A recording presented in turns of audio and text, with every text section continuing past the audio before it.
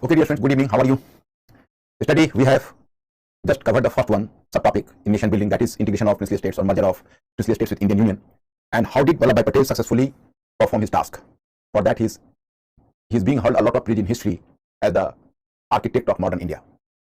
तो हम लोगों ने देखा किस तरह से वल्लभ भाई पटेल ने राष्ट्र निर्माण के पहले चरण को पार किया, उसमें पॉपुलर मूवमेंट का भी अपना रोल था।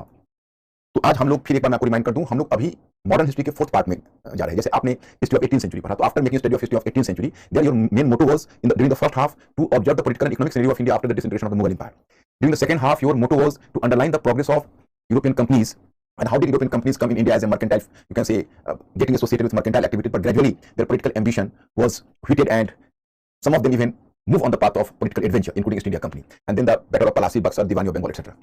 Sorry, whenever you observe colonialism, in case of colonialism, you can say, sorry, colonialism, you have already covered the area. What was the specific British colonial motive towards India, and how did the British colonial motive shape up the British political policy, administrative policy, social policy, cultural policy, etc.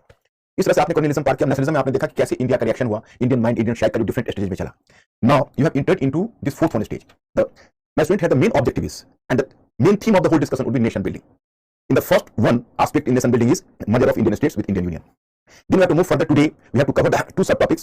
One, the constitution making in India, which was the essential part of the nation building, and then second one, how did India accept the challenge of nation building in the face of diversities, cultural diversities, regional diversities, linguistic diversities, you can say. So we have to cover the topic today. तो हम लोगों को आज वो दो topic को cover करना है, दो सब टॉपिक को, तो हम लोग उसी के अनुसार आगे बढ़ेंगे। Just 1 minute. But what has become the usual activity for us, and that is first of all to deal with the 5 MCQ questions. So now we are moving to the MCQ question first. On which of the following issues the Nehru Liaquat Agreement was signed? मतलब इनमें से किस मुद्दे पर नेहरू लियाकत जो समझौता है उस पर हस्ताक्षर हुआ था? Choice A return of refugees, शरणार्थियों की वापसी। Choice B to clarify the eastern boundary of India, Bharat की पूर्वी सीमा को स्पष्ट करना। Choice C to draw the line of control in Kashmir, Kashmir में जो लाइन ऑफ कंट्रोल है उसको खींचना। D none of the above, इनमें से कोई भी नहीं। Let's be fast and try to find out. Sorry, be fast.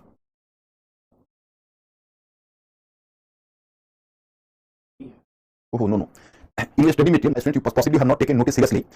Possibly not taken notice seriously. You will just go through your study material which I have provided to you in Partition of India. There today you have to search it. There you will find Liaquat, Nehru Liaquat Agreement. There you will find that is on possibly 8 September 1950, and that is on Eastern Bengal, on the eastern border of India. Return of refugees. It was decided that India has to send the Hindu refugees, which had been the original inhabitants of Bangladesh, to Bangladesh, and in return Bangladesh had to send the Muslims, which had been citizens of India, to India. So whenever this agreement was signed, so it was approved by a leader of Jansangh. I have told you that is his name is the founder of this so-called Jansangh party you are recalling, and who has sacrificed his life in Kashmir. In yesterday's story I have briefed it. Syama Prasad Mukherjee. So Syama Prasad Mukherjee, you know, so he resigned from the ministry of the Nehru in protest of this treaty, return of refugees, the Nehru Liaquat Treaty. So choice number A is the correct answer. Question number 2. On which of the following principles? On which of the following principles? On which of the following principles the Constituent Assembly of India was formed? The Constituent Assembly of India was formed. Choice A, universal adult suffrage and direct election. Choice B, universal adult suffrage and direct election, indirect election. The universal adult suffrage means सार्वत्रिक वैश्विक मताधिकार, सभी को मताधिकार, and direct election, प्रत्यक्ष चुनाव. Choice B, universal adult suffrage and indirect election और प्रत्यक्ष चुनाव. And choice C, limited franchise and indirect election, सीमित मताधिकार and प्रत्यक्ष चुनाव. And choice D, limited franchise and direct election, सीमित मताधिकार और प्रत्यक्ष चुनाव. So my students, there are 4 choices. Although I have to deal with the topic like constitution making in India today, I have not so far did it yesterday, so this topic will be covered today, but still you may have gone through my study material and you are having some basic idea of that, so that's why I have placed this question even today. So please go through the answer. Be fast.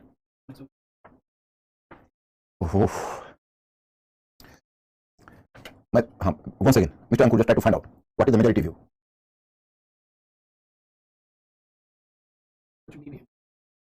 So that is for the previous question. What is the answer? What have they selected?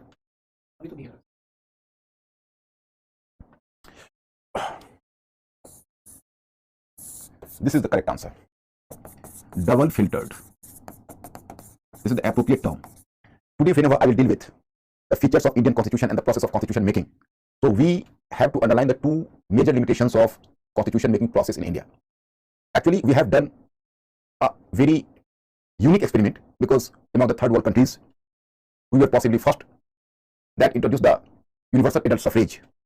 But the sad picture of the whole story was that the body, the assembly, which is known as the Constituent Assembly, which gifted to Indian people the provision of universal adult suffrage with direct election process,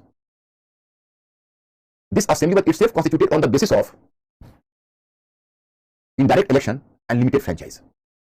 My students, you should be informed about the fact that in the Constituent Assembly, although when as a member of Simon Commission, Clement Attlee had come to India earlier as a member of Simon Commission among the 7 members. At that time, he talked to Jawaharlal Nehru personally and assured Jawaharlal Nehru if whenever there would be the formation of the government, the Labour Party government, so this government would definitely constitute or form a Constituent Assembly on the basis of universal adult suffrage. But later, after being the Prime Minister of Britain, he retracted from his earlier promise, and the Constituent Assembly was gifted to Indians. So this Constituent Assembly was elected from the provincial assemblies. So through indirect election, it was formed. Second one thing, I have used the term double filter. It was the first filter, and the second one filter is that the assembly from where the members were elected. So the assembly was formed on the basis of, the assembly had been formed on the basis of Indian Council Bill of 1935. And you people are well aware of the fact that in Indian Council Bill of 1935, so this bill, in this bill, there was no provision for universal adult suffrage. There was the limited franchise, you can say. 3 crore people were given the franchise. That was nearly 10% of the total population. It means that the Constituent Assembly which was formed, that was based on limited franchise and indirect election. मतलब मैंने पूरी कहानी आपको बताई कि एक दुखद पहलू यह है, वैसे हमने दुनिया में थर्ड वर्ल्ड में संभवतः पहला ऐसा प्रयोग किया कि हमने एक ऐसा संविधान बनाया जिसमें कि सभी लोगों को मताधिकार था, सार्वत्रिक व्यस्त मताधिकार, यूनिवर्सल एडल्ट सफरेज। लेकिन उसका दुखद पहलू यह है कि वो जो संविधान, जिस सार्वत्रिक व्यस्त मताधिकार का उपहार देने वाला संविधान सभा जिसने संविधान बनाई थी, उस संविधान सभा स्वयं ही अप्रत्यक्ष निर्वाचन के आधार पर गठित थी और सीमित मताधिकार के आधार पर, क्योंकि उसका गठन जबकि क्लीमेंट एटली जो साइमन कमीशन का मेंबर बन गया था, जवाहरलाल नेहरू को प्रॉमिस किया था कि हम एक ऐसी असेंबली, कॉन्स्टिट्यूएंट असेंबली फॉर्म करेंगे जो जिसमें सभी को मताधिकार होगा, डायरेक्टली इलेक्टेड होगा पीपल से। लेकिन उसने नहीं ऐसा किया, बल्कि प्रोविंशियल असेंबली से कॉन्स्टिट्यूएंट असेंबली का इलेक्शन हुआ तो अप्रत्यक्ष हो गया। और उसके अलावा वो जो कॉन्स्टिट्यूएंट असेंबली बनी वो प्रोविंशियल असेंबली, सो प्रोविंशियल असेंबली खुद अपने आप में ही असेंबली वो गठित थी लिमिटेड फ्रेंचाइज पर, सीमित मताधिकार पर, इसलिए आपका आंसर सी हुआ। I think you people will be clear. So question number 3, Which of the following regions was not included in the scheme of Pakistan given by Chaudhry Rahmat Ali? मैं चौधरी रहमत अली से तुम्हें वाकिफ करा चुका हूं। इसमें से कौन सा रीजन चौधरी रहमत अली के पाकिस्तान के स्कीम में शामिल नहीं था? चॉइस है North West Frontier Province, B Bengal, C Sindh and D Balochistan. Be fast.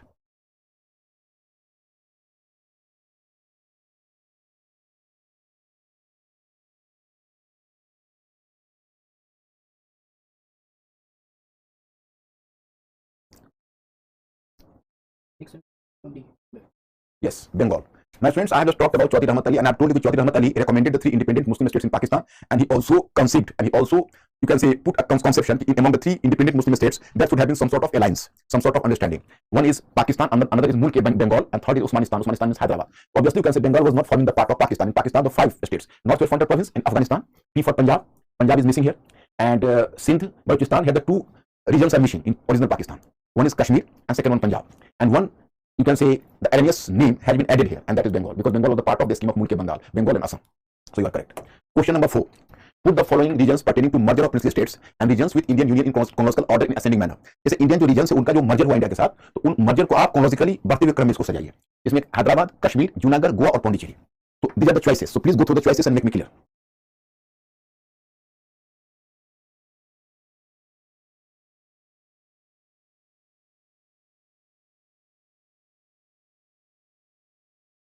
Be fast, my friends.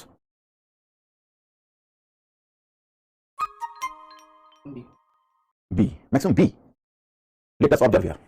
Kashmir. Actually, you will count Kashmir right from the time Hari Singh, the king of Kashmir, signed the instrument of accession. Okay. So this is on 26th October 1947. Then you can say Junagadh, March 1948. Hyderabad, September 1948. Pondicherry 1954 and Goa 1961. We are going to count it. 2, 2, 3, 1. Yes, 2, 3, 1. Right. 2, 3, 1, 5 and 4. Yes, B is the correct answer. Means 2 Kashmir, 3 Junagadh, 1 Hyderabad, then Pondicherry, then Goa. That is the answer. Correct answer. Now the last one question. Operation Polo was associated with the merger of which of the following regions? Operation Polo was associated with the merger of which of the following regions? Be fast. 22 October को, my friends, in fact, Akbar Khan invaded Kashmir on 22nd October. But Hari Singh signed the instrument of accession on 26th October. I have told you that there was the attack from Afghan tribals on 22nd October under Akbar Khan. But the instrument of accession was signed on 26th of October. Maximum? Yes. The merger of Hyderabad was characterized as Operation Polo. So in this way, my friends, you have done the 5 questions. अच्छा, Pune Pact वाले में, my friends, it is true. Actually, there was a confusion due to the fact. In fact, I was just recalling that just after the 3rd session and after the 3rd conference of Pune Pact, there was actually the issuing of this Cornell Award, but the truth is slightly different. In fact, in January, actually after the third session, in third conference, in January 1933, there was the issuing of white paper, the final constitution, and the final constitution already assimilated the Pune Pact. So, my students, place the Pune Pact first and then the third session. That is true, that is correct. So, please you people have to adjust this question. First round table conference, second round table conference, then Pune Pact, and then third round table conference. Because after third round table conference, there was the publication of a white paper by the government. So actually, idea was coming to my mind कि possibly in place of white paper, the idea caught up my mind कि it was Pune Pact after the third, sorry, it was Communal Award after the third session. मतलब मुझे मेरे दिमाग में बैठ गया कि भाई दूसरे सेशन के बाद पहले उसने Communal Award जारी किया, फिर थर्ड सेशन हुआ. लेकिन थर्ड सेशन के सॉरी मेरे दिमाग में बैठ गया कि सेकंड सेशन के बाद तीनों सेशन के बाद तब उसने Communal Award को जारी किया. लेकिन एक्चुअली Communal Award वो नहीं था, Communal Award वो सेकंड के बाद ही जारी कर दिया और थर्ड सेशन के बाद उसने जनवरी 1933 में व्हाइट पेपर जारी किया. So you people have to adjust that question. Okay. Actually, Harshita, whenever you observe the nature of Indian Federation, you will come to realize that it was not true federation. Today, I just covered the constitution, so some of the misconception would be dispelled. You will come to realize कि actually जब आपको मैं आज संविधान के बारे में कुछ बताऊंगा, हालांकि डिटेल्स में पढ़ाना तो संभव नहीं होगा, लेकिन at least I will make you familiar with the nature of Indian constitution and particularly the process of constitution making. So that will help you a lot. तो हर्षिता आपको क्लियर हो जाएगा. एक्चुअली जो फेडरेशन होता है उसमें एक मतलब जो प्रोविंसेस होते हैं, स्टेट्स होते हैं, उनको ज्यादा ऑटोनॉमी और पावर होता है. लेकिन हम लोगों ने जो बनाया वो यूनियन बनाया जिसमें वो टिल्टेड था सेंटर की ओर. तो इसलिए उसको फेडरेशन शब्द को हम लोगों ने अवॉइड किया और यूनियन ऑफ स्टेट्स टर्म का यूज किया, क्योंकि इसमें बहुत सारे लैकुनाज हमारे कॉन्स्टिट्यूशन में जो फेडरल मॉडल के एंटीथेटिकल है. अब देखो ना, if you people are having the experience of Indian constitution, you can find out the constitution starts from the article 1 after preamble. So article 1 to article 4 that deals with some sort of the union of the states and the name union of the states and the central state relation. So in the 4 articles, you just 1 to 4 articles, you'll find that if the central government would prefer, it could change its name, alter its boundary of the state at its sweet will. You can very well understand if the state is not having the capability and caliber to maintain its unity even against the will of the center, then how can it be a true federation? सबसे अहम चीज तो ये है कि जब भी central government चाहे तो स्टेट को छोटा कर सकता है, स्टेट को बड़ा कर सकता है, उसका नाम बदल सकता है, उसका अस्तित्व मिटा सकता है. What happened to Jammu and Kashmir?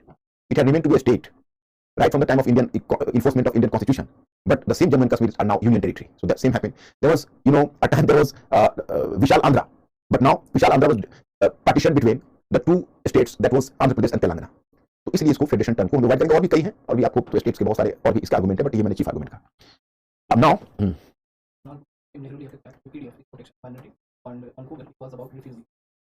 protection of minorities are the same refugees question. Both are the intertwined with each other. You cannot who asked this question. Kunal, both are the same. Protection of minorities actually Liaquat Ali Khan and Jawaharlal Nehru. In fact, in northwest you will find there was a heavy exodus and influx of refugees in India. But in eastern border earlier remained to be quiet.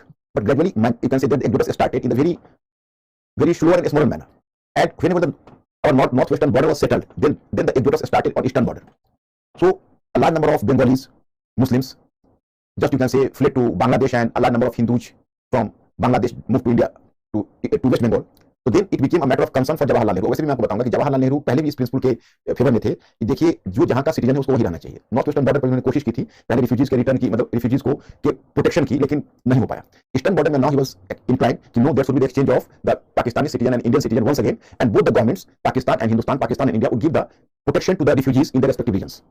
So it was on this basis there was the pact between Liaquat Ali Khan, who was the Prime Minister of Pakistan, and Jawaharlal Nehru. It was the return of refugees. You are not having any other choice to go. So there is no question. Undoubtedly, you have to select choice number A. Why did we need to form state and union territory? What are the differences? Actually, a state was slightly more developed.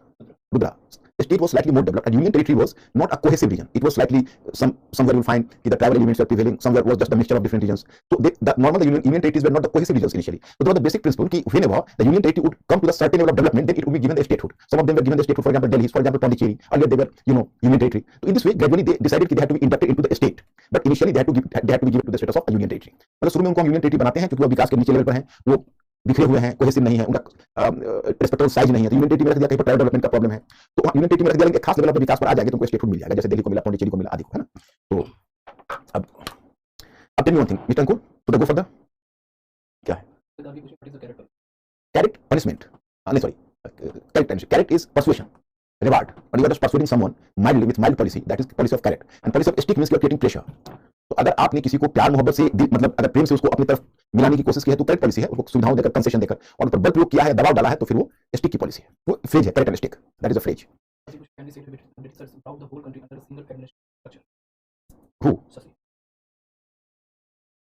It was not possible for either Mughals or the British to bring the whole country under a single administrative unit. But it is true, the British tried to give an administrative unit, But for that, you are not going to give the credit to the British. The British unified India and the British made India a nation.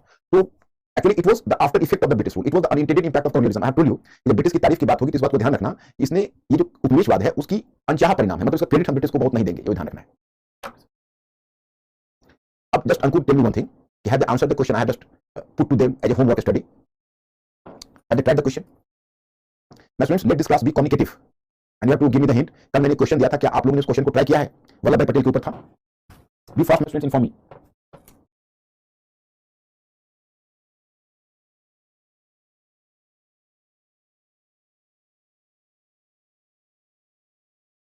Yes, so they try. Do you need any help from me? Or you have to move further? What the idea? I'm not saying need help. Okay. What is the question? Very frank, that is orally I am giving some suggestion. What is the question? Question is very clear. कि Vallabhbhai Patel just made the integration of Indian states. Vallabhbhai Patel made the integration of Indian states through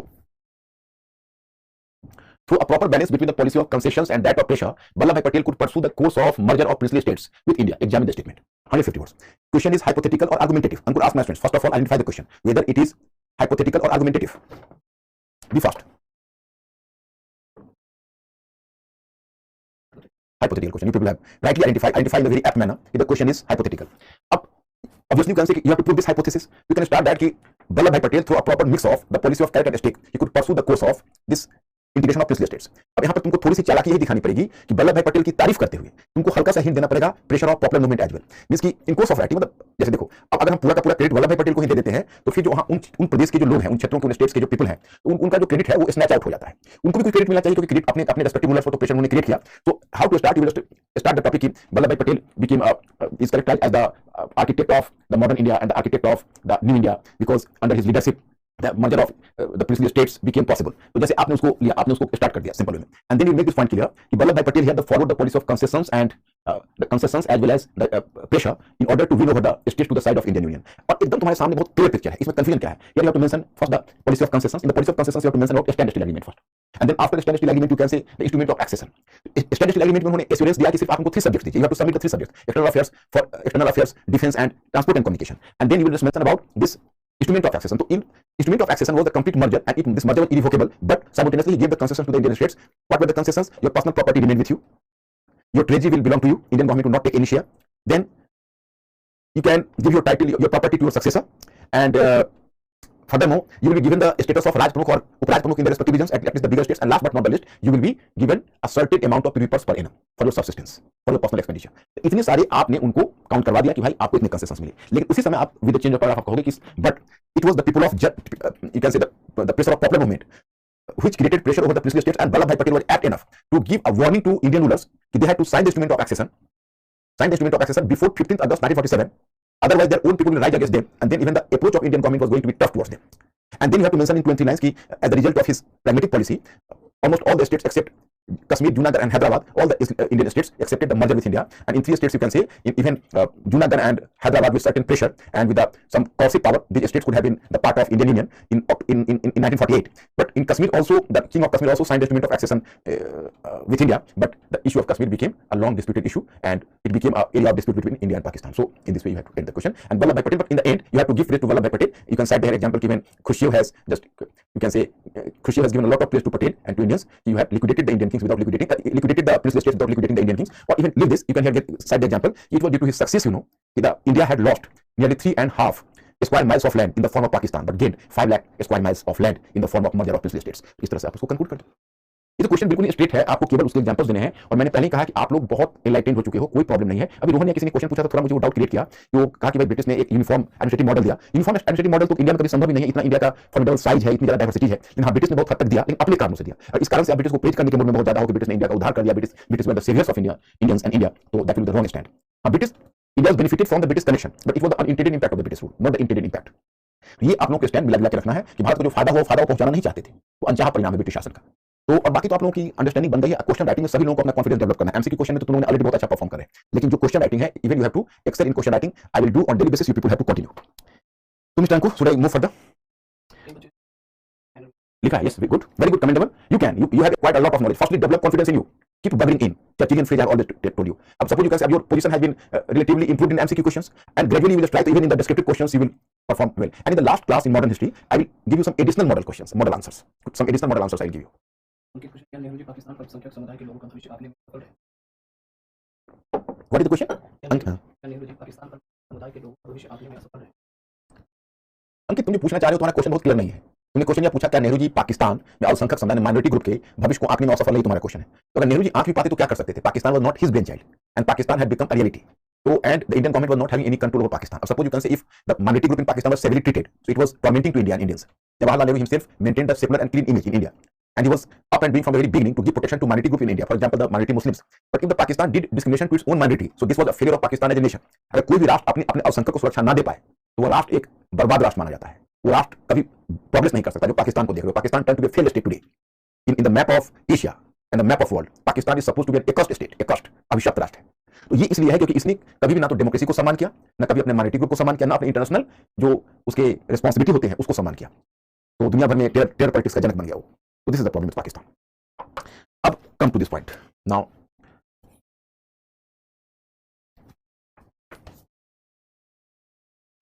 अब today my target is what? First, have to transform a colonial society into a modern nation through a democratic constitution, and the second one and the third one in face of regional and cultural diversities to recreate India a modern nation. So let me do now.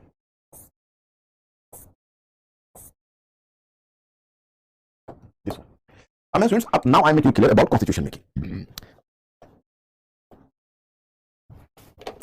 The constitution making was a very big and strong endeavor from the part of India, because it is through a democratic constitution we can transform a colonial society into a modern nation. So India had to develop a democratic constitution, you can say. So here I have to inform you what is the constitution making process in India.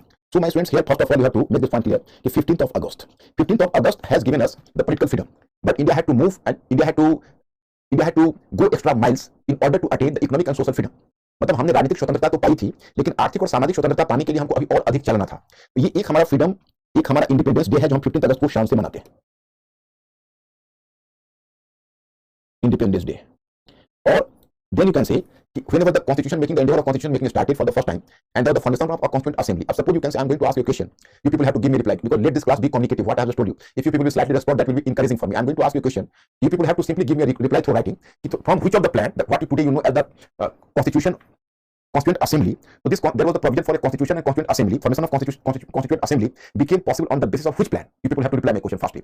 On the basis of which plan the constituent assembly had to be formed? Be fast. On the basis of which plan the constituent assembly had to be formed? जो संविधान सभा का गठन हुआ वह किस plan के आधार पर हुआ, किस कॉन्स्टिट्यूशनल प्रोविजन के आधार पर हुआ? Cabinet mission. You people are smart enough to find it out. The first session of constituent assembly started on 9th December 1946. Okay, and once this session started, you know, but in the meantime India had to face the problem of partition. Even constituent assembly was partition because the earlier member of Muslim League, so they left the constituent assembly. So in one sense our constituent assembly became a rump assembly, but in the meantime the princely states were given representation in the constituent assembly. And then on 15th of August in the midnight speech, after Nehru's midnight speech, you know, in the next day in the morning once again the constituent assembly opened. मतलब पहले तो constituent assembly का जो formation हुआ था वो British sovereignty के अंतर्गत हुआ था, क्योंकि British at that time British was running our government whenever there was the first session of constituent assembly took place. But in the meantime when India got freedom on the basis of independence of India Act, so after independence of India Act the Indian constituent assembly became independent. So on 15th of August is first session, during daytime of 15th of August, after the midnight speech of 14th midnight, then the session of constituent assembly started, and the session continued nearly for 165 days. And you can say this constituent assembly, the 20 big persons, the 20 important personalities were associated with that, although the total number of the representatives was more than 300, and the 20 personalities were the main influencer of this constituent assembly. 20 से अधिक व्यक्तित्व ऐसे थे जिसने इस पर काफी प्रभाव रखते थे. Then were big four में आप देखोगे वल्लभ भाई Patel, Jawaharlal Nehru, doctor Rajendra Prasad and Maulana Abul Kalam Azad. They are characterized as the big four. And in the whole of the constituent assembly there was the display of and the signing of the Gandhi topi and Nehru jacket, because most of the members were wearing them, or it represented the different elements in society at that time. But my students, the point is that as with the constitution making, the constitution had to ensure the economic and social freedom. मतलब हमारी 15 अगस्त को तो हमें कोई राजनीतिक स्वतंत्रता मिली थी, परंतु आर्थिक और सामाजिक स्वतंत्रता तो संविधान के बाद मिलती. इसलिए हम लोग दो इंडिपेंडेंस डे मनाते हैं. ध्यान रहे, हम लोग ये भी एक तरह का जिसको आप रिपब्लिक डे कहते हो, टेक्निकली भी एक इंडिपेंडेंस डे है, because we got economic and political freedom. We have to move on the we have to move on the path of economic and social freedom on 26 January 1950. And here my students, now I have to inform you, firstly, what were the, you can say, the factors which shaped up Indian constitution. मतलब कौन से ऐसे कारक थे जिसने हमारे constitution को direction दिया? तो एक कारक है that is impact of influence of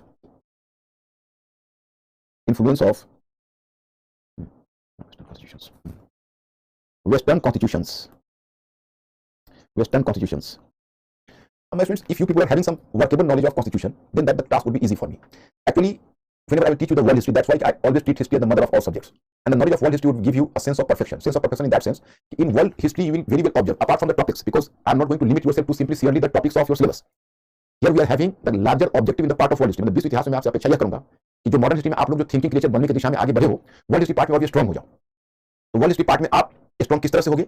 तो आप जब वर्ल्ड हिस्ट्री जब पढ़ना शुरू करोगे तो वहां पर आप देखोगे you will just give focus over not simply the you can say changes and events, but even you will observe कि how did the international you can say there was the rise of constitutionalism in the world, how was there the rise of you can say the evolution of the economy right from the time of Adam Smith, world economic depression, John Maynard Keynes, economic liberalization. So whole process I just make you clear, and then you will be clear about, because what you know is the international relation. So if you are making a study of international relation after finishing world history, so that will definitely give you the added advantage. वो आपको बहुत ज़्यादा लाभ देगा अगर आप अंतर्राष्ट्रीय संबंध की जानकारी वर्ल्ड हिस्ट्री के बाद पाते हो.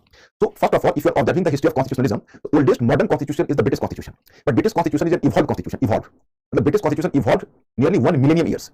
मतलब ब्रिटिश संविधान जो इवॉल्व किया है वो लगभग 1000 वर्षों तक. It started from Norman invasion and it continued till the 1932, and but even 1932 is not finished, because in 2009 once again you will find some more you can say development, and you are observing even 2018 तो further development you find. अब तुम constitution की पेचीदगी से भी वाकिफ नहीं हो, इसलिए मैं नहीं बता पाऊंगा उसको, अन्यथा मैं तुमको 2018 का डेवलपमेंट बताता. एनीवे, तो अब ब्रिटिश कॉन्स्टिट्यूशन है वो बेसिकली वेस्टमिनिस्टर मॉडल है, and there is the parliamentary supremacy. अब इन ब्रिटिश कॉन्स्टिट्यूशन में पार्लियामेंट्री सुप्रीमेसी है. It was a unitary constitution. तो आप अगर इंडियन कॉन्स्टिट्यूशन को, जैसे देखो अगर इंडियन कॉन्स्टिट्यूशन है और इसको आप लेफ्ट में ब्रिटिश और राइट में अमेरिकन कॉन्स्टिट्यूशन से जोड़कर देखोगे, then that will be clear. British and American. At the British Constitution, you will find there is hereditary king. Hereditary king. Okay. Indian Constitution and American Constitution, you know, directly elected president. ये indirectly elected president.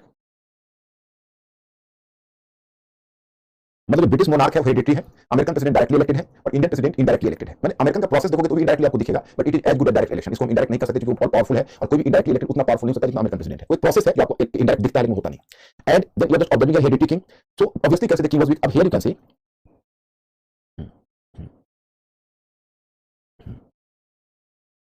Parliamentary model, here presidential model, Indian parliamentarian model. अब देखो जो parliamentarian model होता है उसमें क्या होता है कि उसमें दो, जैसे the three different you can से organs of the government, executive, legislative and you know judiciary, the three organs. In the parliamentarian models you will find in fact the members of parliament you know, so they are going to be elected as, and the members of the parliament are the members of executive as well. For example, you can say in parliamentary model, if some had to take the oath as a minister, so he is supposed to be a member of parliament. If he is not a member of parliament immediately, so he could be given the time period of 6 months. Otherwise, he would lose his post. तो वहां पर compulsory है कि आपको parliament का membership है, तभी आपको एग्जीक्यूटिव मेंबरशिप मिलेगा, मतलब आप कैबिनेट के या काउंसिल ऑफ मिनिस्टर्स के मेंबर हो सकते हो. तो ब्रिटेन में the same system and India adopted the same system. But my friends, here the parliamentary model यहाँ एंड प्रेसिडेंशियल मॉडल यूएसए में. बट उसमें खासियत यह है दोनों में, क्योंकि देखो अब ब्रिटिश कॉन्स्टिट्यूशन को अगर आप American constitution and sorry Indian constitution को ब्रिटिश कॉन्स्टिट्यूशन अमेरिकन कॉन्स्टिट्यूशन के बीच में रखकर देखोगे तब तस्वीर बनती है. और तो इसमें आपको है and you are just observing the three organs of the state. Britain, you can say the members of parliament or the members of the executive as well, and even the judiciary is not independent. And the judiciary is not in one sense separated. Even the upper chamber of British parliament, that is called House of Lords. So part of House of Lords itself was working as the Supreme Court, that is called Privy Council. तो Britain में आपको कार्यपालिका, विधानमंडल और न्यायपालिका के बीच fusion दिखेगा, जिसको डिफिजन ऑफ पावर कहते हैं. और यूएसए में ठीक उल्टा दिखेगा. Here you can say ये कहलाता है डिफिजन ऑफ पावर. तो मैं डिफिजन ऑफ पावर, और that is separation of power. Separation of power इसलिए कि यूएसए में actually the member of executives could not never be the member of the American Congress, that is the legislative body और what you know as the parliament. तो America that is called Congress. So the members of the Congress could never be they will not grace the post of the president and not the post of the ministers under the president. So executive is taken from outside, and the president is separately elected by the people as the members of the Congress. And judiciary was completely separate. So there was a separation of power: executive, judiciary, Congress, and judiciary. All are having the check and balance of each other. What is the situation of India? Partial diffusion and partial separation. A partial diffusion, partial separation. What is this? So in India, you can say the members of parliament were the compulsory, the members of executive were compulsory, the members of the parliament. But judiciary is independent. Judiciary is separated from executive and parliament both. And the judiciary had to work as the guardian of the constitution, just like the American judiciary. So our judiciary has taken power from USA, and our parliament took power from borrowed the power from Britain. So there was in one sense you can say very confusing situation. मतलब भानुमति का पिटारा हो गया हमारा constitution. हमने पार्लियामेंटियन जो model है उसने Britain से ले लिया, और जुडिशियल रिव्यू और सेपरेट जुडिशियरी, जुडिशियल इंडिपेंडेंस है वो हमने अमेरिका से ले लिया. तो दोनों मॉडल को हमने फ्यूज किया, एक दूसरे के साथ जोड़ दिया. तो ये हमारी विशेषता. उसी तरह से आप ब्रिटेन में देखोगे तो यूनिटरी सिस्टम है. Unitary system. USA federal system. Up you can say the federalism was first experimented in USA.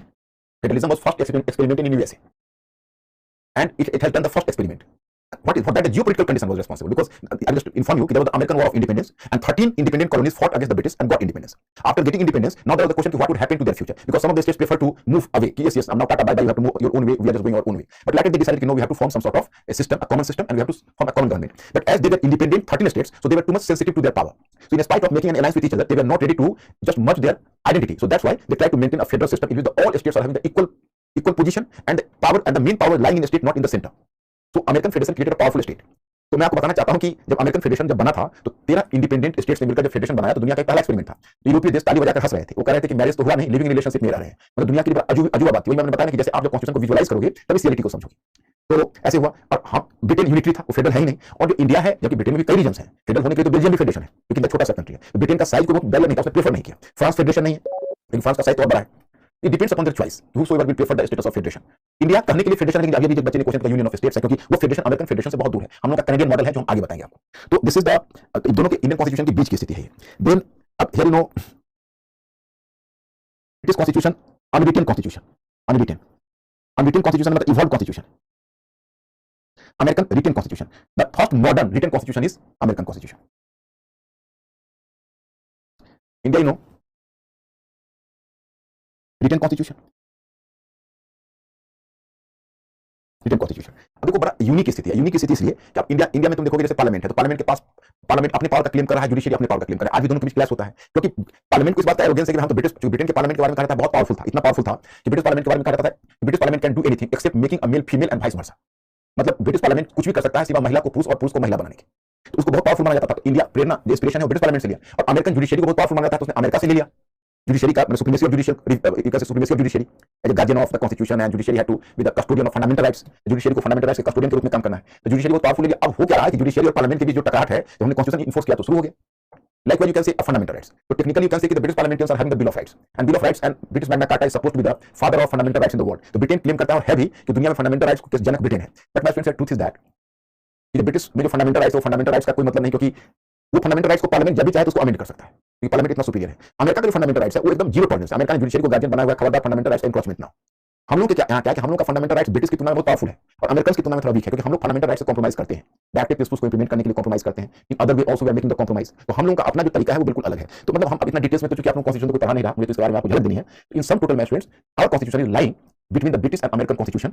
We have borrowed maximum from British constitution and equally from American constitution, almost. Elected president, judiciary review, supremacy of judiciary, vice president, all we have just borrowed fundamental rights, federal model, we have taken from America. But from Britain, the Westminster model, you can say parliamentarian supremacy, the irresponsible government, the cabinet system, तो हमने दोनों से लिया. Apart from that, we have taken something from the different constitutions of the world. For example, you can say we have borrowed the emergency provisions from German constitution. It was not this German constitution, it was the old German constitution of Hitler, not Hitler, Weimar Republic. Weimar Republic was a Germany, in what state make you familiar. So in Weimar Republic, in Article 48, there was a provision what is today in Article 352 in Indian constitution. 352 means national emergency. We have taken from Indian Council Bill of 1935 as well. For example, today, what is the provision of Article 356 and President rule? So the same governor's rule. So that is the same provision in Article 93 of the Indian Council Bill of 1935. Then we have taken the provision of the active principles from the Constitution of Ireland. And likewise, you can say we have even taken the provision of, and we have borrowed the provision of fundamental duty from Russian constitution, from the Constitution of Soviet Russia. We have borrowed from a lot of constitution of the world. तो हम लोगों ने एक तरह से Pandora box बना लिया, उसको भानुमति का पिटारा करते हैं सारे कॉन्स्टिट्यूशन से, और इसलिए दुनिया का लार्जेस्ट कॉन्स्टिट्यूशन भी हो गया। उसमें 8 scheduled and 395 आर्टिकल्स इनिशियली, और अब तो फर्दर एडिशन होता गया। तो मतलब ये है ओरिजिनली आई एम टॉकिंग। तो हम लोग इतना बड़ा कॉन्स्टिट्यूशन बनाया, हमने चाहा कि हर कुछ इतना फुल प्रूफ कॉन्स्टिट्यूशन बनाए और कॉन्स्टिट्यूशन मेकर्स। तो एक तो हमारा इंस्पिरेशन है foreign constitution, that is the first one point. Then the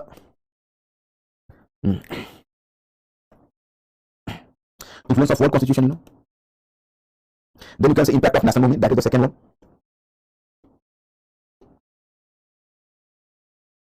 Impact of national movement. Impact of national movement, you can say actually even the ideas of national movement became a major inspiration behind constitution making, because it was in course of the national movement itself we have already conceived the noble idea like liberty, equality and fraternity. Apart from that, in course of the national movement, from time to time we have developed a constitutional vision. You can cite the example of Nehru report, where in Nehru report you can say we have just conceived a full-length constitution. Then the fundamental rights we have emphasized on Karachi session. The ideals of socialism we have borrowed from Karachi session, Lucknow session, Faizpur session. So it was in course of the national movement itself we have developed a constitutional vision. And my friends, I have just told you one thing earlier. I have just used a term in case of Gandhi, constitutional morality. I will be calling constitutional morality. Why constitutional morality? Because in fact it was this term constitutional morality, so that was coined by Dr. Bhimrao Ambedkar. Dr. Bhimrao Ambedkar just emphasized that he wants, in place of creating violence and creating conflict with each other, or displaying the muscular power, which is wrong, and we are just pursuing our you can say, course of action through the method of exchange of ideas and persuasion and through peaceful means. So that is going to strengthen the constitutional morality. So actually, our national movement was just in a very unique manner carried through the peaceful means, and there we give priority to exchange of ideas and the method of persuasion. So it definitely encourages the constitutional morality. So the second one item is the national movement. Then you can say third one. What is the third one? The Indian Council Bill of 1935. Indian Council Bill of 1935. It is very clear because Indian Council Bill of 1935 is characterized as the mini constitution because it became a draft. I will deal with a question in UPSC. In the model answer I was given to this question because this question was earlier the part of the question paper of 2015 UPSC. Without the blueprint of the constitution of 1935, it could have been a major challenge for our constitution makers to frame a constitution in 3 years only. मतलब अगर हमारे पास 1935 के भारत सरकार अधिनियम का प्रारूप नहीं होता तो हमारे संविधान निर्माता 3 वर्षों में संविधान को नहीं बना पाते. बहुत सारी प्रेरणा ली. अब 250 आर्टिकल्स डायरेक्ट हमने ले लिए. फेडरल मॉडल वहां से लिया. आर्टिकल 93 बना. आर्टिकल 356 का प्रीकर्सर. फेडरल कोड का मॉडल हमने वहां से लिया. We have borrowed a lot from this. And उसके बाद क्या हुआ कि जो नेतागण जो कॉन्स्टिट्यूएंट असेंबली में बैठे हुए मेंबर्स उसमें से मोस्ट ऑफ द मेंबर्स थे they have taken the experience of running the provincial governments which were installed on the basis of the Indian council bill of 1935. Provincial autonomy भी वही introduce हुआ था. तो आपको 1937 का इलेक्शंस हुआ, प्रोविंशियल गवर्नमेंट्स का फॉर्मेशन हुआ. तो प्रोविंशियल गवर्नमेंट्स में काम करके एक्सपीरियंस हासिल कर चुके तो बाद में वही लोग कॉन्स्टिट्यूएंट असेंबली में गए तो कॉन्स्टिट्यूएंट असेंबली को भी उन्होंने अपने ढंग से इन्फ्लुएंस किया. तो ये भी कहीं ना कहीं उनकी जो इंडियन काउंसिल बिल 1935 की लेगेसी है जो वहां तक जा रही है. The next one you can see objective to ensure economic and social justice.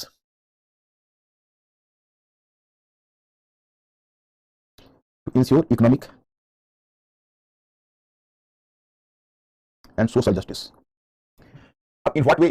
In fact, one of the mottos of our national movement was what? To give protection to minority community, to women, to depressed caste people, to tribals or the tribal population of India. So, in order to give them the protection, you have brought a number of provisions in the constitution. For example, you can say fundamental rights. That was to ensuring equality in Indian society, women, weaker section of society. Untouchability was exclusively targeted in Article 17 of fundamental rights. Untouchability was completely banned. Likewise, you can see later to Article 23 and 24. What are the provisions? So just you can say rights against exploitation. जिसको कहते हो forced labor, etc. That was banned. So likewise, you can say in Article, there is the one Article 340, then 246. In many articles, you find there was the protection of the weaker section of society. So that was also going to influence our constitution. Then you can say the next one is the impact of the partition of India. Impact of the partition, the fifth one. Impact of the partition of India. Impact of the partition of India. A partition of India largely influenced the nature of the constitution. Even earlier I have discussed this aspect with you.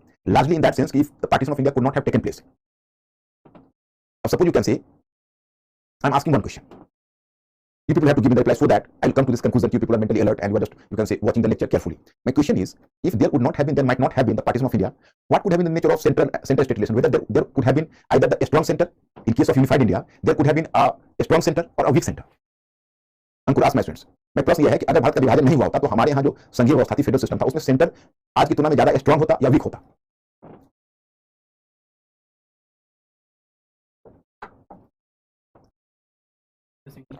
Yeah. Any answer for strong? No. My students, you are correct. So that's why your answer is always encouraging for me. If there could have been a weak center. Here I have to share, you can say, a question with you. In fact, from one of my students from my some students the previous year, one of the members of the interview board in UPSC, he asked the question, Amuk ji, tell me one thing. It is true, the partition of India is having the partition of India is having the many detrimental impact on India. But tell me one thing, what is the one benefit of partition of India? Being a student of history, at least give me the information of at least one benefit of the partition. मैंने उससे पूछा क्या चाहिए बताइए अमुक जी कि विभाजन के तो बहुत सारे दुर्गुण थे और बहुत सारी चीजें थी, लेकिन उसका एक फायदा इंडिया को मिला. तो एक फायदा मिला तो जरा आप उस फायदे के बारे में बताइए कि what is the benefit, you know. तो उसने यही रिप्लाई किया, that is correct. And even I have, he can say, approved and appreciated him. He replied, sir, if the one benefit of India was that a strong central government could have been formed. Means कि there could have been a problem for a strong central government. मतलब कि जब विभाजन हुआ तो कम से कम एक शक्तिशाली केंद्रीय सरकार की स्थिति बन पाई भारत में. तो ये तो बहुत ही एप्ट उसका रिमार्क था और उसको बोर्ड भी उसको मुस्कुरा के बोर्ड मेंबर थे उसने अप्रूव कर दिया. तो इस तरह से मतलब ये क्वेश्चन बनता है कि भाई अब here I give the example. Ramachandra Guha has mentioned कि whenever on the 9th December 1946 before partition, pre-partition era, when the session of Constituent Assembly started, so in this session there was a provision for the elected governor. There was a provision for an elected governor. Now can you imagine that the today governor is blamed for being the agent from the center, and the governor is just gracing his post simply at the, you can say, up to the approval of the central government. Means कि the pleasure, at the pleasure of the central government. तो आज की तारीख में जो governor है वो केंद्रीय सरकार के मतलब वो प्रेसिडेंट के प्रसाद पर्यंत ही अपने पद पर रहता है. तो it is the governor is working less as the head of the state and more as the agent of the centre. Intervention state में बहुत ज्यादा, अगर इलेक्टेड गवर्नमेंट होता तो स्टेट में पावरफुल स्टेट होता तो सेंटर में उसका इंटरवेंशन कम होता. और मुस्लिम लीग तो एक वीक सेंट्रल गवर्नमेंट पर तैयार ही नहीं होता. अगर आपको पार्टीशन आपको टालना है तो फिर आपको अपना एक स्ट्रॉन्ग सेंट्रल गवर्नमेंट रखने की चाहत को सैक्रिफाइस करना होता. ये बात थी. And the second one, it brought the emergency provisions. It also affected fundamental rights. Ramchand Guha has given a very apt remark. Our constitution makers were drawing the fundamental rights and working on the fundamental rights in the face of fundamental wrongs. उनका कहना है कि पूरी दिल्ली अभी दंगों से झुलस रहा था, पूरी दिल्ली परेशान थी, सब कुछ था, उसमें आप फंडामेंटल राइट्स की बात कहां तक सोच सकते हो? फंडामेंटल रॉन्ग है। आपका जो सिटीजनशिप का क्लॉज है, वो सिटीजनशिप का क्लॉज भी अफेक्टेड हुआ पार्टीशन से। Here you can say today even CAA, NRC, all are the legacy of this partition. आप जब थोड़ा सा कॉन्स्टिट्यूशन पढ़ोगे, कॉन्स्टिट्यूशन में तक एक तो अलग सब्जेक्ट है पूरा, तो अब इतना कम टाइम में तो आई एम नॉट टू, लेकिन I just want to make you at least familiar with the basics of the constitution. अब जैसे देखो, मैं सिटीजनशिप में आपको बताता हूं कैसे अफेक्ट किया। In fact, when the partition of India occurred, even yesterday, on that day, some of you asked me the question about the migration of population, exodus of, not migration, exodus of the population. It was not originally the part of the Mountbatten plan to the arrangement of the population between India and Pakistan. There was earlier, it was decided according to Mountbatten plan that both the governments, the Indian government and the Pakistani government, had to give protection to their minorities in their respective regions. But unfortunate condition was the Hindu-Muslim rights, and that led to the exodus of population from one country to other. So actually, from Punjab, the exodus to Pakistan occurred in two phases. From you can say Eastern Punjab to Western Punjab. Western Punjab is Pakistan. First phase, you may recall, in March 1947, Master Tara Singh, he just took the sword and then the riots started. So in March 1947, there was the first spate of riots in Punjab. So some Muslims fled to Pakistan at that time. And then the second phase started in August 1947. So then a large number of Muslims, nearly you can say 55 lakhs Muslims just migrated, and you can say escaped to Pakistan. Escape is the better term than migration. And 45 lakhs Hindus moved towards India, you know. So actually at that time, and whenever the citizenship, the principle of citizenship was accepted, so my friend, in citizenship you will find there are the two terms. One term is just solely. Just solely is basically a Latin word. Just solely means those who are the son of the soil, who have been born in this soil, so that is natural citizen. मतलब आप अगर पैदा हुए इस मिट्टी पर, आप यहाँ पैदा हुए हो, आपने जन्म लिया यहाँ, तो आप यहाँ के नागरिक हो, जस्ट सोली है। एंड जब दूसरा टर्म आता है जस्ट सैंगुइनस। सैंगुइनस इसका मतलब होता है the relationship based on blood relation, मतलब रक्त संबंध के आधार पर जो संबंध हो उसको कहते हैं जस्ट सैंगुइनस। तो ऐसा हुआ कि हम लोगों ने पहले जस्ट सोली के प्रिंसिपल को एक्सेप्ट किया। So those who were the citizen of India, even the Muslims who were on the Mountbatten plan, you can say a large number of Muslims were in Eastern Punjab. You have to be mentally alert, my friends. वो हमारे citizen थे just सोली के basis पर। इस बीच rights छिड़ गए तो पाकिस्तान से बहुत सारे भाग गए, और वहां से बहुत सारे हिंदू और सिख आए, एक्सोडस हुआ उनका इंडिया में। They were not our original citizen, they were not just solely, वो पाकिस्तान के सिटीजन थे टेक्निकली, बट हमारे रक्त संबंध से थे, मतलब भारत में यहाँ हिंदू और सिख लोग समझते थे हमारे ब्लड रिलेशन से हैं, तो ये हो गए जस्ट सैंगुइनस। तो हुआ था क्या कि पहले जवाहरलाल नेहरू ने प्लान किया था वल्लभ भाई पटेल के साथ, रिफ्यूजीज की जो प्रॉपर्टी है जो यहाँ से पाकिस्तान एक्सोडस कर गए, उनकी प्रॉपर्टी को बचाना है और फिर उनको दोबारा वहां से लाकर उस अपनी प्रॉपर्टी पर इंस्टॉल करना है, ये प्लान था। लेकिन उधर से जो रिफ्यूजी आए, उन्होंने इनकी प्रॉपर्टी पर कब्जा, कहां जाते, they settle in their properties. Once the settlers, and then Vallabhbhai Patel, wrote a letter to Nehru, because earlier when Vallabhbhai Patel was having consensus with Nehru on the issue, but then Vallabhbhai Patel wrote a letter to Nehru, कि पंडित जी, situation has underwent a dramatic change, and the emotions are at the boiling point in both the communities, and if we are just the Hindus and Sikhs, they have just captured their property in India, if we are just ejecting them from their property, so that will create a sharp reaction and backlash among Hindus and Sikhs, so that is not advisable. Even Nehru accepted the advice of Patel. ये दोनों के पास अब मजबूरी यह थी कि ये दोनों अब उस प्रॉपर्टी को नहीं बचा सके, और अब उस सिटीजन को वहां से लाकर पाकिस्तान से इंस्टॉल कराने का प्रोग्राम था, वो कैंसिल करना था। जस्ट सोली का कॉन्सेप्ट गया। अब प्रॉब्लम था माय फ्रेंड्स, यहां से जो बहुत सारे मुस्लिम्स जो पाकिस्तान चले गए थे, वेस्टर्न पाकिस्तान, तो after going to Pakistan they bitterly realised it was not the country they had earlier thought to be, they didn't feel comfortable there, they found different sorts of problems, challenges, even racial discrimination against non Punjabis, those Indians who were Indian Muslims who just you can say fled to Pakistan, escape to Pakistan, there they were branded as Muhajirs, second class citizen. तो इस बात से वो थोड़ा बहुत मतलब दर्द हुआ उनको, and they just try to return to India. अब इंडियन अथॉरिटी के सामने प्रॉब्लम था कि अगर वो रिटर्न हो जाएंगे यहां तो उनको कहां रखें। So that's why my friend, on citizenship clause you'll find, whenever you just make a study of polity, so in citizenship clause you'll find there is the dividing line before 19th July 1948 and after 19th July 1948. Because before 19th July 1948 there was basically the exodus of Hindus and Sikhs towards India, and after 19th July 1948 those Muslims who had escaped earlier, so they were trying to return to India. So 19th July 1948 में बांध दिया गया कि उससे पहले जो आए उनको सिटीजनशिप मिल जाएगा, उसके बाद जो आएंगे उनको सिटीजनशिप के लिए एप्लीकेशन देना होगा, जिस पर विचार हम कर सकते हैं नहीं कर सकते। We have left the ideal of just solely and we adopted the ideal of just saigooness. Sorry for you can say creating challenge for you, because it may have been a bit complicated, लेकिन ये polity का एक चीज थी जिसमें मैंने आपको बता दिया कि सिटीजनशिप में जो जस्ट सोली का कॉन्सेप्ट है उसको छोड़कर हमने जस्ट सैंगुइनस का कॉन्सेप्ट अपनाया, और यह भी कहीं ना कहीं पार्टीशन ऑफ इंडिया का इंपैक्ट था। So my friends, up now then we are just moving to features. I am just observing here the features, These are the influence of world constitution. Already in my study material you people might have just go to Institute of Social Economic Justice, impact of partition of India here. Then special features of Indian constitution, special features. First, the Constituent Assembly was decorated by educated and well qualified members. More than 300 members were associated with constitution making process. That is the one feature. Point to the Constituent Assembly adequately represented the different ideological strands, which include left wing, right wing, religious leaders, separatist elites, and common people. Therefore, it represented a relatively broad national outlook. That is the second one feature. मतलब इसमें बहुत सारे elements को इसने शामिल किया था, इसका बहुत ही व्यापक दृष्टिकोण था कॉन्स्टिट्यूएंट असेंबली का। Third, although very like Indonesia, Sri Lanka and Malaya, even in India the constitution making started under A colonial government, but unlike these constitutions, Indian constitution was framed independently. In other Asian countries, either colonial power appointed some supervisor or the constitution was approved after court scrutiny. जैसे मलाया में, Indonesia में, श्रीलंका में constitution बना, अब मलाया में British थे, श्रीलंका में British थे, और इंडोनेशिया में डच थे, यानी हॉलैंड के। वहां जो कॉन्स्टिट्यूशन बना, वहां क्या हुआ कि कॉन्स्टिट्यूशन तो वहां के लोगों को बनाने दिया गया, उसमें वहां की जो मतलब जो मेट्रोपॉलिटन स्टेट था, जो कॉलोनाइजर थे, वो भी अपना से बनाए रखा। उन्होंने जो कॉन्स्टिट्यूशन बना तो उनको अपने कॉलोनाइजर से अप्रूवल लेना पड़ा, या अपने सुपरवाइजर को अपॉइंट किया। Indian constitution making completely independent थी। इंडिया ने ब्रिटेन का उसमें कोई इन्फ्लुएंस नहीं आने दिया। ये हमारा बिल्कुल नेशनल एंडेवर था, इसमें ब्रिटेन का कोई इन्फ्लुएंस नहीं था। So that is the one feature. Unlike other Asian countries in Constituent Assembly of India, there was a provision for open discussion. That's why democratic process relatively proved successful. Successful in India. जैसे देखो हम लोग यहाँ open discussion हुआ, even today if you have to find out and you are willing and you are a conscious citizen, so there all the discussions of Constituent Assembly have been compiled into 11 voluminous text and these are available to the public as well. You find on every issue there was the open discussion and even the opinion of the public was sought by the constitution makers. And on the pattern of India, Indonesia just tried to imitate the process of India in 1959. First, the constitution of Indonesia was in 1940s, and then 1959 it started once again the constitution making process. And on the pattern of India, it just opened the Constituent Assembly for complete discussion. But you can see there was a total commotion in the Constituent Assembly, breaking of chairs, throwing of shoes on each other, and there was such an ugly scene in the Constituent Assembly that the president had to immediately close the Constituent Assembly and restore the old constitution again in Indonesia.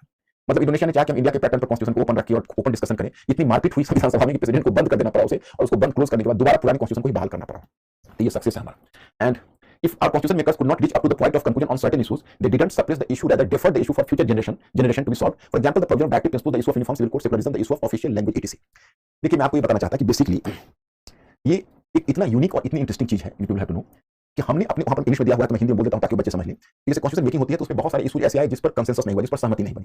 तो normally क्या होता है, ऐसी स्थिति में को दबा दिया, अरे फेंको, उठा के फेंको। हम लोगों ने फेंका नहीं, we have deferred this issue. Deferred मतलब हमने आगे के लिए इसको टाल दिया, फ्यूचर जनरेशन के विवेक पर छोड़ दिया कि अगर वह चाहे इसको अडॉप्ट कर सकता है, तो that depend over the future generation कि what would be the decision future generation. For example direct principles Delhi अच्छा थी क्योंकि इसमें इकोनॉमिक एंड सोशल फ्रीडम के हमारे पास रिसोर्सेज नहीं थे, तो we have not made it justifiable, और आगे की पीढ़ी पर छोड़ दिया कि भाई अगर तुम भविष्य में इसको फंडामेंटल राइट्स की तरह जस्टिफिएबल बनाना चाहते हो तो बना लेना। उसी प्रकार से आप देखते हो यूनिफॉर्म सिविल कोड है, यूनिफॉर्म सिविल कोड पर नहीं सहमति बनी तो आज भी तुम देखो हमने डायरेक्ट प्रिंसिपल्स के क्लॉज में हमने यूनिफॉर्म सिविल कोड के एडमिशन को रख छोड़ा है। The provision of directive principle, the issue of uniform civil code, secularism, the issue of official language, etc. देखिए मैं आपको ये बताना चाहता कि बेसिकली ये एक इतना यूनिक और इतनी इंटरेस्टिंग चीज है, यू हैव टू नो कि हमने अपने वहां पर इंग्लिश में दिया हुआ है, तो मैं हिंदी में बोल देता हूं ताकि बच्चे समझ लें। जैसे कॉन्स्टिट्यूशन मेकिंग होती है तो उसमें बहुत सारे इशू ऐसे आए जिस पर कंसेंसस नहीं हुआ, जिस पर सहमति नहीं बनी। तो नॉर्मली क्या होता है, ऐसी स्थिति में को दबा दिया, अरे फेंको, उठा के फेंको। हम लोगों ने फेंका नहीं, we have deferred this issue. Deferred मतलब हमने आगे के लिए इसको टाल दिया, फ्यूचर जनरेशन के विवेक पर छोड़ दिया कि अगर वह चाहे इसको अडॉप्ट कर सकता है, तो that depend over the future generation कि what would be the decision future generation. For example direct principles Delhi अच्छा थी क्योंकि इसमें इकोनॉमिक एंड सोशल फ्रीडम के हमारे पास रिसोर्सेज नहीं थे, तो we have not made it justifiable, और आगे की पीढ़ी पर छोड़ दिया कि भाई अगर तुम भविष्य में इसको फंडामेंटल राइट्स की तरह जस्टिफिएबल बनाना चाहते हो तो बना लेना। उसी प्रकार से आप देखते हो यूनिफॉर्म सिविल कोड है, यूनिफॉर्म सिविल कोड पर नहीं सहमति बनी तो आज भी तुम देखो हमने डायरेक्ट प्रिंसिपल्स के क्लॉज में हमने यूनिफॉर्म सिविल कोड के एडमिशन को रख छोड़ा है।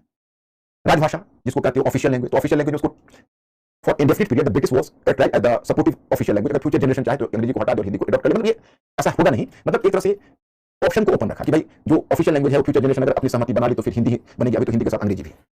In this way my friends एक कॉम्प्रोमाइज था, ये बहुत बड़ी फीचर था। And not a blind imitation of the Western Constitution. It is not said it was a blind imitation. It was the creative borrowing, but not blind imitation.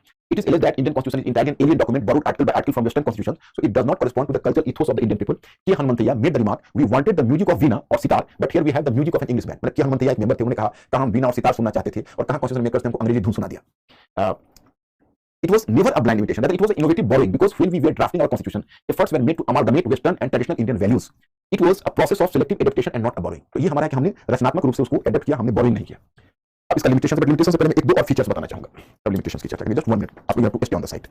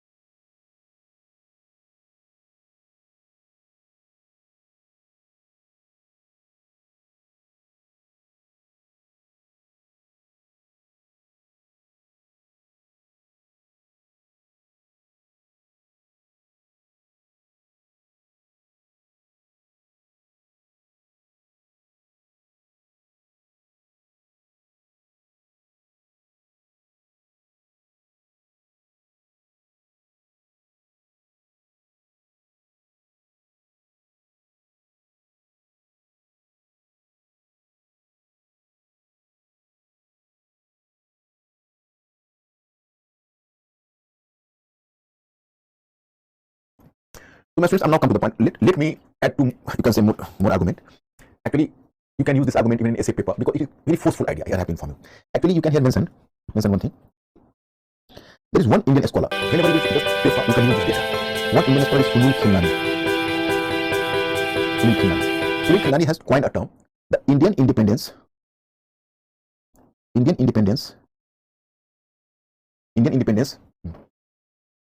be characterized as the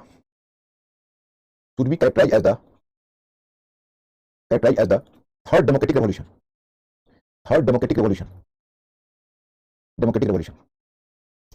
What is the basic ideas behind that? The basic ideas are, what are the basic ideas? The basic idea was that the first democratic revolution is American Revolution. So after American Revolution, there was the spread of democracy in American continent, and the second democratic revolution was the French Revolution, because after French Revolution there was the expansion of democracy in Europe, and this Indian independence was the third democratic revolution, because once India adopted democracy, so democracy just spread as the forest fire in Asia-African countries, you can say. So that is called third democratic revolution. And likewise, one important scholar you might have heard the name Yogendra Yadav. मतलब सुनील खिलानी कहते हैं कि पहला जो प्रजातांत्रिक क्रांति थी अमेरिकी क्रांति, फिर दूसरी क्रांति फ्रांस की क्रांति, और तीसरी प्रजातांत्रिक क्रांति हुई भारत की स्वतंत्रता, क्योंकि भारत की स्वतंत्रता के बाद भारत ने जो प्रजातंत्र के मॉडल को अपनाया वो एशियाई, बाकी एशियाई अफ्रीकी देशों को भी आकर्षित किया. योगेंद्र यादव, इस योगेंद्र यादव में जस्ट ऑब्जर्विंग है कि इनका क्या कहना है. इनका कहना है कि India democratized the idea of democracy. And what is the basic, you can say, concept behind that? But according to Yogendra Yadav, the idea of democracy, when India democratized, but earlier than India, it was widely believed that democracy meant only for the rich countries, or for the countries which had reached up to the certain level of economic and social development. Can you believe that? The British Prime Minister Clement Attlee, who was on friendly terms with Nehru, so he gave a friendly advice to Nehru. Please don't try to establish democracy in India. The Indian situation is not right for that. India cannot afford to exercise democratic institutions. India is, after all, India is economically in poor condition. Your literacy rate is simply 16%.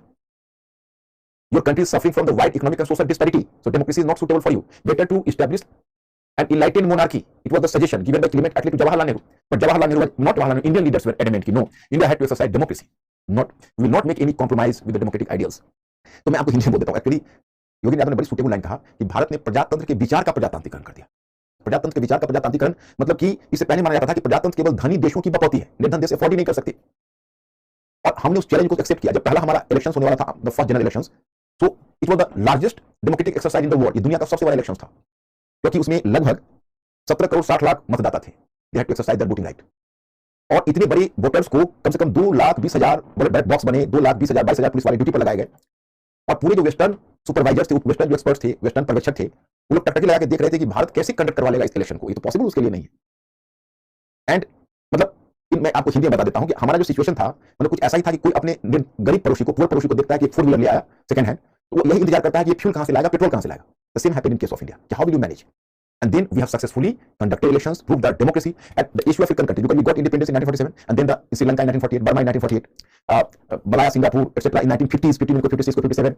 So gradually, because then African countries, Ghana, Nigeria, in this way, so gradually after getting independence in other Asia-African countries, they are looking towards India. अपने बड़े भाई भारत की तरफ देख रहे थे कि जो बड़े भैया करेंगे वही हमें करना है. और जब इंडिया ने डेमोक्रेसी को अडॉप्ट किया, तो एशिया-अफ्रीकन कंट्री डेमोक्रेसी को अडॉप्ट करते चले गए. So India democratized the idea of democracy. We have not simply made a contribution to the national movement. Indian movement or Indian national movement was not simply an ideal for other countries on the front of liberation movement, but we created an ideal for creating a democratic government as well. मतलब हम लोगों ने दुनिया को केवल स्वतंत्रता आंदोलन का आदर्श नहीं दिया, हमने उनको डेमोक्रेसी भी को भी उनके लिए अवेलेबल बना दिया. तो ये हमारा बहुत बड़ा कंट्रीब्यूशन है. कहीं भी आपको एसए में या कहीं भी आपको अपॉर्चुनिटी मिले, इस आइडिया को आप एसिमुलेट कर सकते हो. बहुत फोर्सफुल आइडिया है.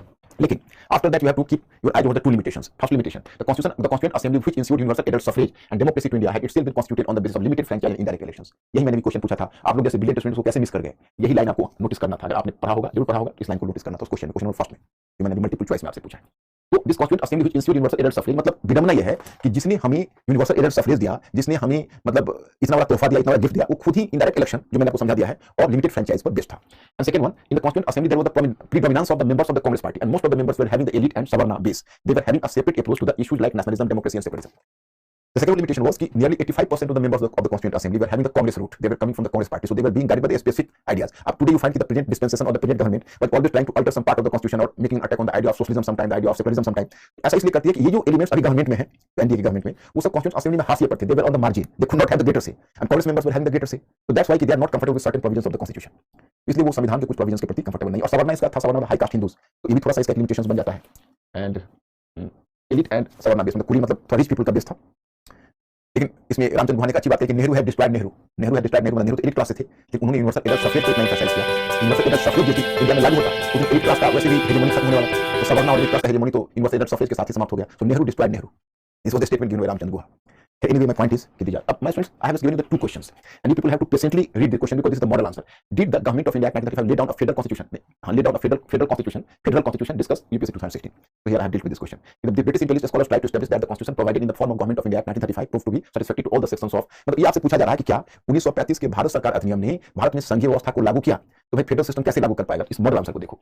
The British imperialist scholars tried to establish that the constitution provided in the form of Government of India Act 1935 proved to be satisfactory to all the sections of the society. So this an attempt was made to amalgamate both the British India and the princely states and redefine the relationship between the union and the provinces. But as per the nationalist view, the British Parliament under the pressure of the British Conservative Party brought the provision of federalism to obstruct the progress of constitutional development in India. मतलब उन्होंने federal system ही लाया था conservative party के impact में कि भारत में हम constitution process को ही कहीं ना कहीं एक ऑब्स्ट्रक्ट कर दे, रोक दे।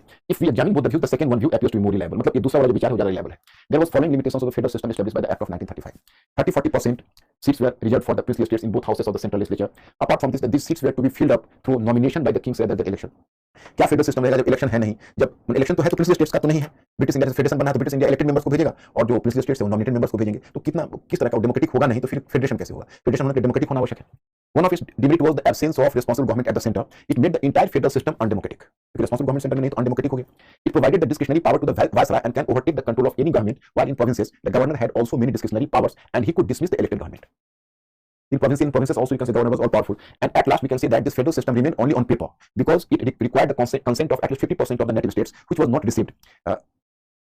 Therefore, it can be said that it was not a true federation, rather a pseudo model was presented by the Government of India Act of 1935. मतलब इसमें सरकार ने फेडरल सिस्टम लाने की नौटंकी ज्यादा की, एक्चुअल में नहीं लाया, यही स्टैंड हमने दिया है। और दूसरा क्वेश्चन मैंने दिया है जो मैंने पीछे चर्चा भी की है, it would have been difficult for the constituent assembly to complete its historic task of drafting the constitution for independent India in just 3 years, but for the experience gain with the government of India act 1935 discuss UPSC 2015। इसको भी पढ़ लेना, बिल्कुल clear है। And anywhere you people will find difficulty, please ask me, I just answer your question. Okay, हां बोलो। Naga movement, Naga, अभी Naga movement का कौन सा सिचुएशन है? नागा मूवमेंट का आगे बताएं। Naga movement in Nagaland in 1950, actually the region of north east, it was in the whole of the history, the region of north east was not the part of India in one sense. You can say the Ahoms ruled for 6 years, you can say, in Assam, and all the rest of the part was the part of Assam itself. But Ahoms were subdued by the British in 1826, and in 1826 Ahoms were conquered by the British, and then after 600 years of rule, जो अहोम थे वो जीत लिए गए British के द्वारा 1826 में, तो उसका नॉर्थ ईस्ट ब्रिटिश के पार्ट में हो गए। अब ब्रिटिश जब इंडिया से जाने लगे तो हमको लेगेसी में नॉर्थ ईस्ट मिला, लेकिन ब्रिटिश ने उनको भड़का भी दिया। British just tried to provoke them against the Indian government. In the mean time when we got freedom, the most provocated tribe in area was Nagaland. It was not Nagas, Naga, that was not the Nagaland, Nagas. In 1953, Nehru visited Assam, so Nagas just welcomed Nehru with taking his back. Taking his back, मतलब नेहरू जहाँ भी जाते थे अपना पीठ दिखा के खड़े हो जाते थे। And in this way they started protest, so finally you can say कि Nagaland was given the status of a separate state in 1956 itself, most earlier. तो पहले दो स्टेट बने, असम और नागालैंड। उधर नेफा था जो अरुणाचल वो अलग था, वो स्टेट नहीं था। So it was the creation of Nagaland, and right from the time the Nagaland that was enjoying the support from Burma secretly because both are the common tribes, the Nagas were settled in Burma as well. इसकी बड़ी लंबी कहानी है, इससे ज्यादा तो अभी कह नहीं सकता। सर अब इसकी पूछ रहे हैं कि प्लीज आप फॉर पेरेंट्स पूछ। For one book, I have difficulty. Which one book I have to recommend you, Abhishek? Because in prelims, more than one, I have myself has previously people have asked me. तो more than one book आपको लेना पड़ेगा। एक मेरी book है, उससे आपको काम बहुत हद तक चल जाएगा, क्योंकि इसमें एंशिएंट, मिडिवल, मॉडर्न तीनों कंपाइल है। क्योंकि आप स्पेक्ट्रम भी पढ़ोगे तो too much exhaustive and it will cover simply modern history part, but not ancient and medieval. And you have to slightly increase the information there in prelims, slightly, but not too much. You have not to be overburdened with the information. पहले तो अपने concept को clarify कर लो, और mains clear होगा तो prelims खुद clear हो जाएगा बहुत कुछ। दिलीप पूछ रहे sir, why Gandhi ji didn't participate in constituent. Actually, Gandhi ji was more effective before freedom. After freedom, you can say the generation of leadership, even Nehru and Patel, they were not ready to follow the Gandhian model. अब गांधी बोलते थे Gram Swaraj, this would be decentralized model, gram panchayat, village panchayat. And Nehru, Patel and Ambedkar, the three important architects of the constitution, so all favor the strong central government. So Gandhi just sent his two suggestions to the Constituent Assembly, but they were just threw into the dustbin. मतलब because of Constituent Assembly didn't take the Gandhian view too much seriously. बाद में अगर पंचायती राज system Nehru ने introduce भी किया तो 58 में जाकर किया, बहुत बाद में। Sir, in 1935, the ruler of princely state participated and fought for the election. Fought for the elections? Fought the election. No.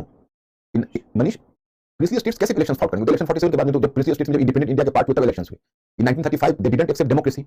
Even in the Indian Council Bill, Manish, these princely states had to send their representatives for nomination. But this federation did never come into existence because it could not enjoy the approval from the 50% of states. So I have told you earlier. What was the movement?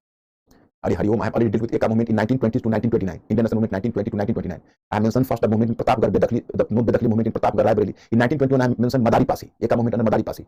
You people are not taking the notice, already mentioned in my study material, Eka movement in northwestern UP, Hardoi, Bahraich and nearby regions. Ambedkar played important role in constituent assembly. And what he played, he was the head of the Constitution Draft Committee. Dr. Bhimrao Ambedkar was the head of Constitution Draft Committee, and he played a very significant role in Constituent Assembly. Definitely, and he was the most qualified person in constitution making. You can say he was actually got the PhD degree from the two reputed university of the world, Columbia University, the degree of economics, and the Oxford University, the degree of law. The difference between unwritten and written constitution. In unwritten constitution, most of the provisions are unwritten, although some provisions may be written. And in written constitution, most of the provisions are